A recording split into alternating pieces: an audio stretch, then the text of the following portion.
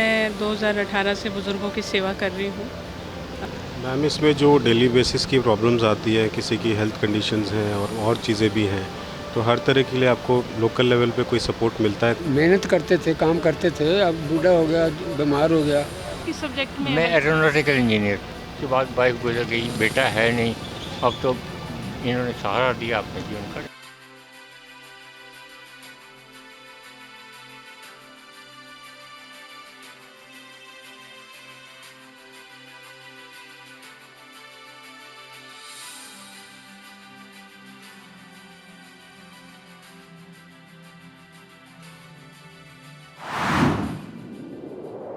New इरा world यानी कि नए युग की नई दुनिया में फिर से आपका स्वागत है।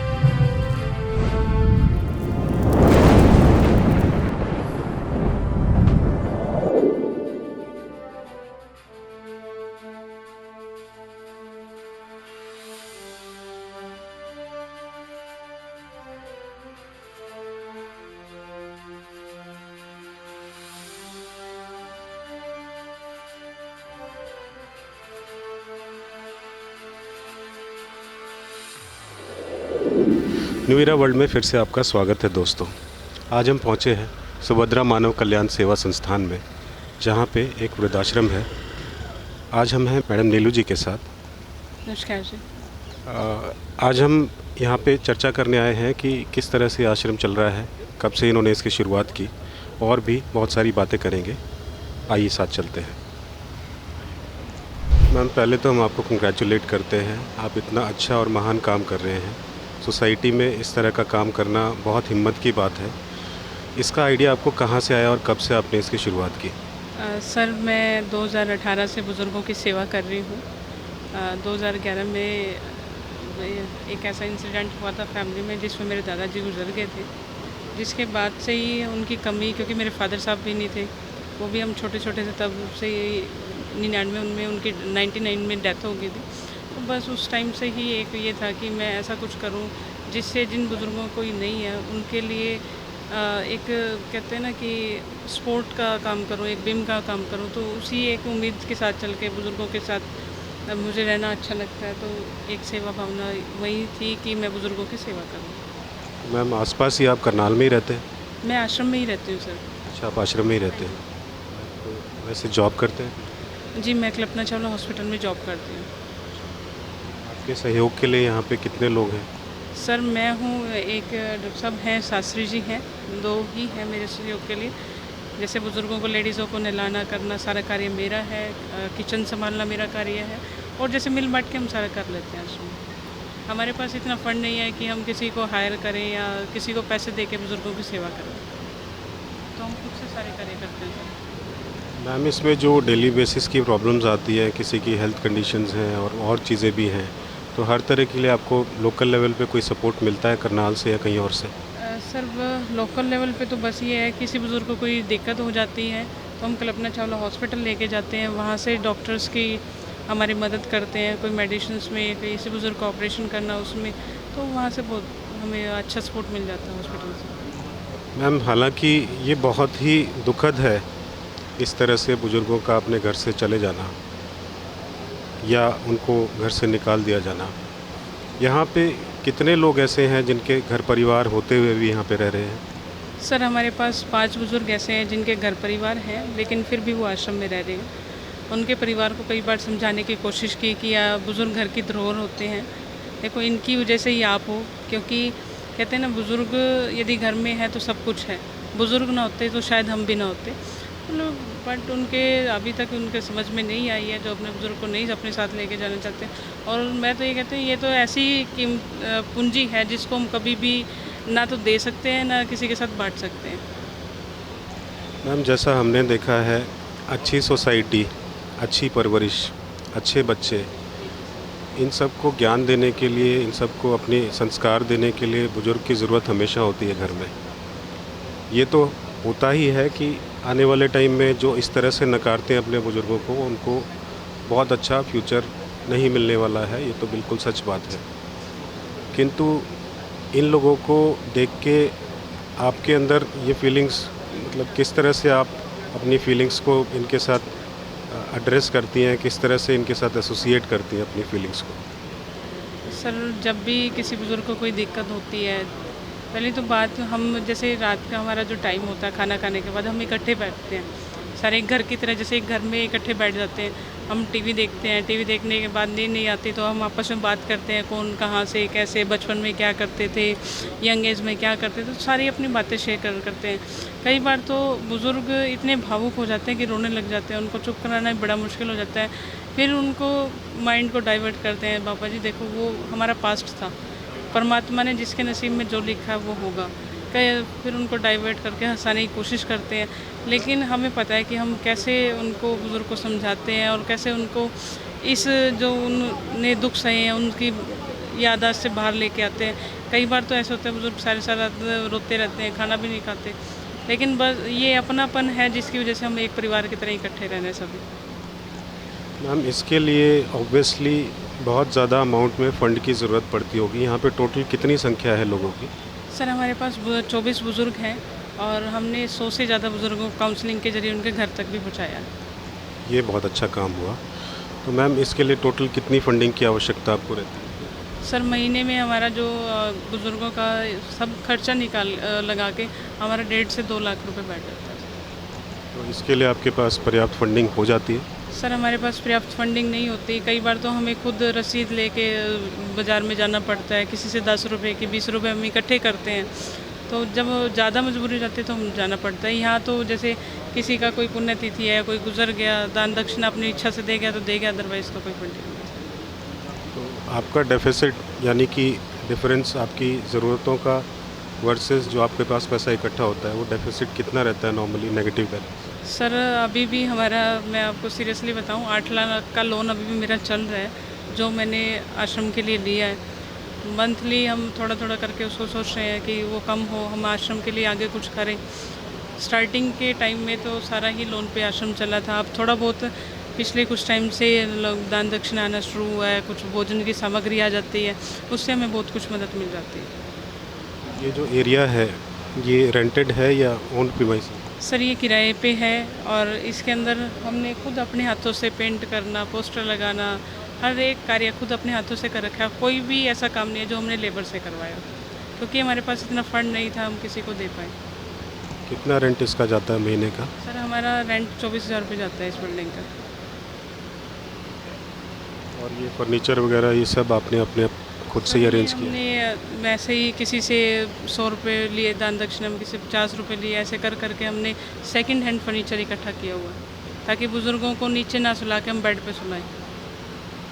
पहले तो उस समय ऐसा भी था जब हमारे पास एक बुज़ुर्ग था, एक बेड था सिर्फ, तो बुज़ुर्ग बेड पे सोते थे और मैं नीचे गद्दा बिछा के सोती थी। लेकिन आज परमात्मा की दया से, बाबा बालाजी महाराज की कृपा से सभी बुज़ुर्गों के पास बेड है। मैम जब आप इनको पहली बार मिलते होंगे, जैसे आपने बताया कि अभी रिसेंटली कल ही शायद कोई आए हैं या आज ही आए हैं? आज ही आए हैं, दिन में एक बाबा जी तो आए थे 12 बजे के करीब, और जिनको एक मोबाइल वाले हैं जोगिंदर, जिनका नाम सीटू है, उन्होंने भेजा इनको बाकायदा एक कार्ड पे यहाँ का एड्रेस, मोबाइल नंबर लिख के इन बाबा की जेब में डाला। फिर यहाँ के बस स्टैंड पे इन्होंने मैं कॉल किया। फिर कॉल जब मेरे पास आया तो मैंने इनसे पूछा कि बाबा आप कैसे, कहाँ से, तो इन्होंने अपना बारे में बताया कि मेरा नाम दीवान है, मैं खानपुर कला से हूँ और मुझे आपके आश्रम में रहना है।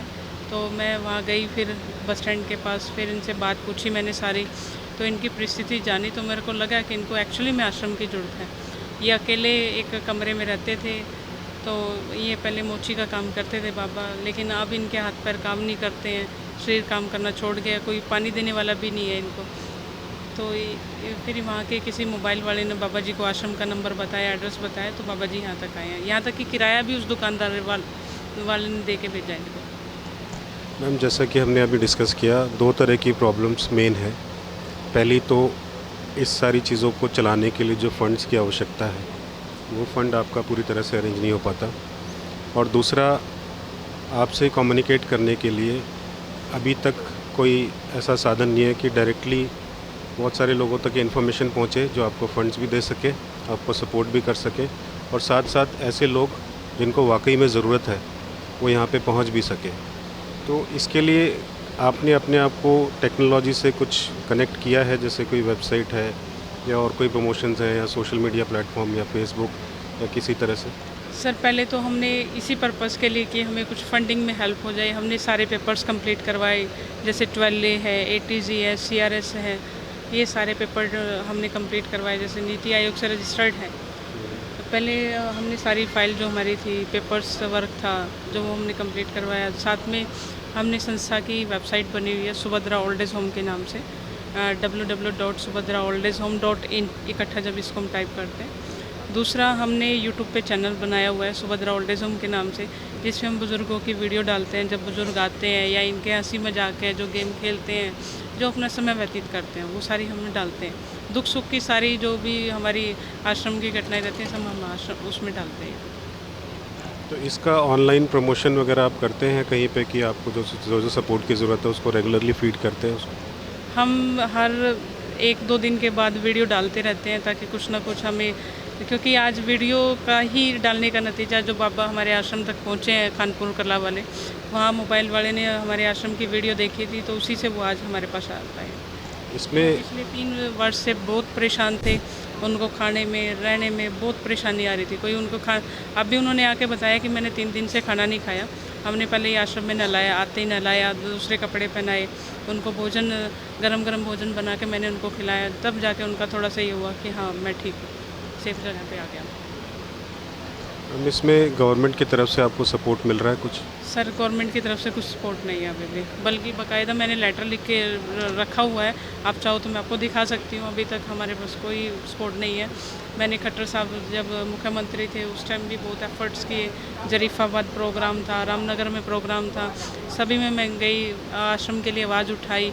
यहाँ तक कि मैंने ये भी कहा कि सर आप बुज़ुर्गों के कम से कम और फंडिंग नहीं हो सकती तो बुज़ुर्गों की पेंशन ही लगवा दें, इनके IDs पूरी करवा दें, तो उसमें भी हमें अभी तक कुछ भी उम्मीद दिखाई नहीं दी।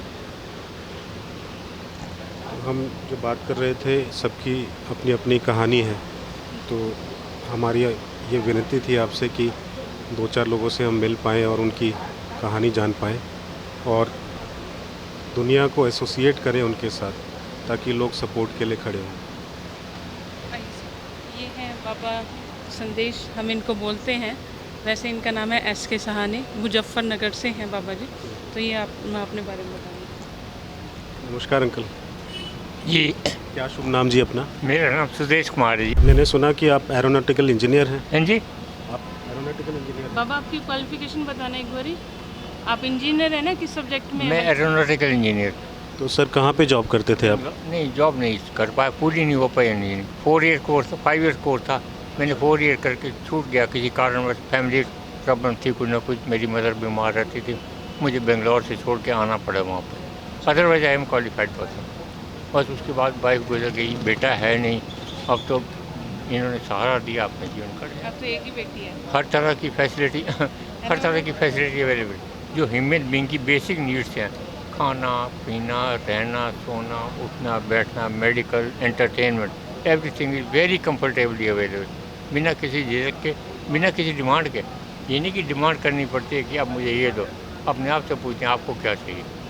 मांगना तो भीख मांगना हो गया ना, मिलना एक प्रसाद हो गया। ठीक है, बहुत अच्छा लगा जी, आप लोगों से मिलकर बहुत अच्छा लगा। आप लोग आते हैं, बहुत अच्छा लगा, आते रहिए, आगे भी आते रहिए आप। सर मैं तो पहली बार ऐसी जगह आया हूँ और मुझे अंदर से मेरे इमोशंस किस तरह से बोल रहे हैं, मुझे अंदर दिमाग में बहुत खलबली मची हुई है इस समय। कोई बात नहीं, आते रहना, हमेशा आते रहना जी। तो सर आपने जीवन में जैसे शुरुआती दौर में जब आपकी पढ़ाई कंप्लीट नहीं हो पाई थी, जी। जब आपकी पढ़ाई कंप्लीट हुई थी, हाँ जी, उसके बाद से क्या रहा जीवन में आपके? उसके बाद फिर मेरे फादर का बिजनेस था, तो पढ़ाई इनकम्प्लीट रह गई, बीच में छूट गई ना, तो फिर मैं बिजनेस में आ गया। वी आर 3 ब्रदर्स, तो फादर तक तो एक जॉइंट फैमिली थी। फादर की डेथ के बाद वो बिखर जाता, जैसे संसार, हर एक की अपनी वाइफ आ गए, बच्चे हो गए। इस संसार का नियम है, कभी भी पूरा नहीं हो सकता। देखो और तो छोड़ो, खाली जब तक 2 मेंबर घर में हो ना, दोनों की सब्जी भी चाय से अलग अलग हो जाती है। अब मेंबर बढ़ जाएं, किसी का दूध चाहिए, किसी को नमकीन चाहिए, किसी को मीठा चाहिए, तो फिर वो बिखर गया परिवार। भाई कहाँ चले गए, हम कहाँ चले गए, जैसे कुदरत ने लिखा था वो था। मानना चाहिए, उसका हुक्म मानना चाहिए। ये सब जो कुछ होता है दुनिया में उसके हुक्म से होता है जी।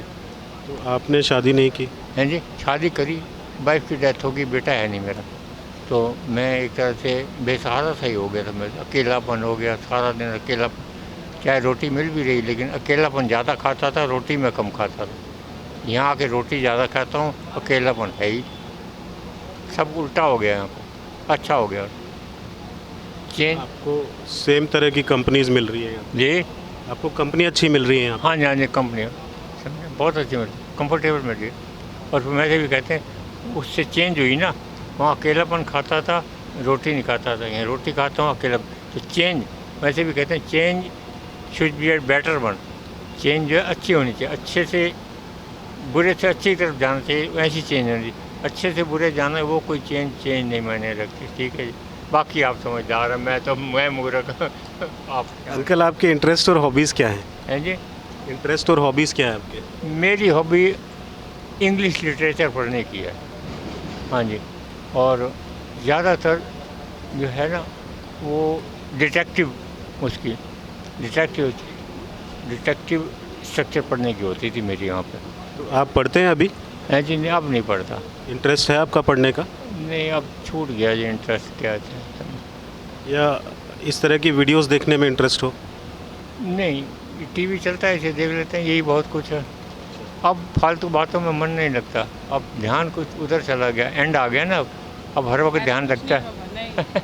एंड का तो कुछ नहीं पता जी किसी का एंड में तो बहुत टाइम होता है। अच्छा हो जाए फिर भी अच्छा भी। मैं, आपने नाम सुना होगा, पता नहीं आपकी उम्र कितनी है, जेम्स बॉन्ड, हाँ जी, मशहूर डिटेक्टिव था, मैं उसका लिटरेचर ज़्यादातर पढ़ता था। और मैं से समझदारी के लिए जितना और कुछ पढ़ा वो होता था, डेल कार्नेगी की बुक्स आती हैं, अगर आप पढ़ना चाहें तो बहुत अच्छी। उसमें था how to stop worrying and start living, how to stop worrying and start living, बहुत अच्छा लिटरेचर है ये। डेल कार्नेगी एक राइटर हैं अमेरिकन, उनकी किताबें होती हैं जी। इसमें आपने द सीक्रेट पढ़ा है? हैं जी, द सीक्रेट सीक्रेट करके एक बुक है, मैं समझा नहीं। एक किताब है, इसका नाम है द सीक्रेट। अच्छा, द सीक्रेट, हाँ, द सीक्रेट। अच्छा अच्छा ऑथर है रोंडा ब्राइन। अच्छा अच्छा अच्छा, वो आपने पढ़ा है? नहीं वो नहीं। मैं आपको दूं पढ़ने के लिए? अब मेरे काम नहीं करती, इंटरेस्ट क्या आएगा जब तो पूरी तरह मज़ा नहीं आता, जिस चीज़ को पढ़ के पूरा आनंद आए। चश्मा नहीं बनवाया आपने? बस चश्मा अब क्या बनवाऊंगा जी, अब तो चश्मा ऊपर ही बने हुए जाके। नहीं, ऊपर जाने की आपको जल्दी क्यों है? नहीं जल्दी कोई नहीं, लेकिन समय तो मैं आई एम 75 ईयर्स, अप्रोच तो कर ही गया ना, ऊपर डिब्बे में तो बैठ ही गया हूँ। आपके सामने देखो 97 के बाबा हैं, आप हाँ। 75 में हार मान रहे हैं। आपसे तो देखो, 24 कह रहे हैं कि आपके सामने 97 के बैठे हुए हैं, हाँ जी, हाँ जी, तो आप 75 में सोचने लगे। ठीक है जी। वैसे ही 97 का बैठा रह जाता। देखो वो कोई कहते थे फीलिंग पे है, इफ़ यू फील गुड तो आप 90 के होके भी 90 के होके भी 19 महसूस करेंगे, अदरवाइज 19 के होके भी 90 महसूस करेंगे। ठीक है अंकल, मैं आपसे बताऊं, मेरी दादी जो हैं, शी इज़ लिविंग नाउ। हैं जी, मेरी जो ग्रैंड मदर हैं, हाँ, she is living, he is alive, she is alive and she is 107। 107। अच्छा जी, वैसे मेरे फादर भी 91 के होके पूरे हुए, और वो हर काम अपना खुद ही करते थे। तो मेरी दादी 107 साल की हैं अभी, जी जी, और मैं आपसे जो चर्चा कर रहा था अभी उस बुक के बारे में, वो बुक यही है, ज़िंदगी में आपको किस तरह से पॉजिटिव रहना है, हाँ जी, अपनी अप्रोच को किस तरह से पॉजिटिव रखना है। जी जी, and age is just a number. ठीक है जी। 4 things you require in life: health, wealth, relationship and society. आपके 2 लफ्ज़ मैं याद रखूँगा और इन्हीं को फॉलो करूँगा। हाँ जी। ठीक है जी, तो पॉजिटिव, इनकी सपोर्ट बहुत मिली मुझे। नहीं, ये तो जो काम कर रहे हैं जी, मतलब मैं तारीफ वर्ड छोटा पड़ रहा है इनके काम से। फेल, तो शब्दों का कमी रह जाती है इनकी तारीफ करने के लिए। तो अंकल, अपना शुभ नाम? रामलाल है जी मेरा नाम। आप कहाँ से हैं बेसिकली? मैं वैसे पैदा तो उत्तराखंड में हुआ, लेकिन जीवन यहाँ हरियाणा पंजाब में बिताया। मेहनत करते थे, काम करते थे, अब बूढ़ा हो गया, बीमार हो गया, इस करके ये सब कुछ पाड़ा है। ये देखो, देख रहे हो ना, मेरी हालत ख़राब हो गई तो मैं काम नहीं कर सकता हूँ। कहाँ काम करते थे आप? कैथल में भी करा, दिल्ली में भी करा जी, पंजाब में भी करा, नेटू। हाँ जी। तो आपका सरकार बुलाते थे, मुझे ले जाते थे काम करने के लिए, तो मैं चला जाता था। पैसे का लालच देते थे, अच्छा पैसा देते थे, काम भी अच्छा करते थे। तो अब हालत ख़राब हो गई है जी। क्या काम करते थे अंकल? खेती बाड़ी का जी। हाँ। आपका परिवार? परिवार हमारा पीछे कोई नहीं था जी, सब पूरे हो गए थे, मर चुके थे बेचारे। आपने शादी नहीं की? नहीं जी, ऐसा क्या हुआ कि समय नहीं मिला या? बस ऐसे ही शराबियों के चक्कर में जो सरदार शराब बनवाते थे ना, मेरे से काम कराते थे और रात को शराब निकलवाते थे, तो हम काम करते थे, हाँ जी करके करना पड़ता था मालिक का।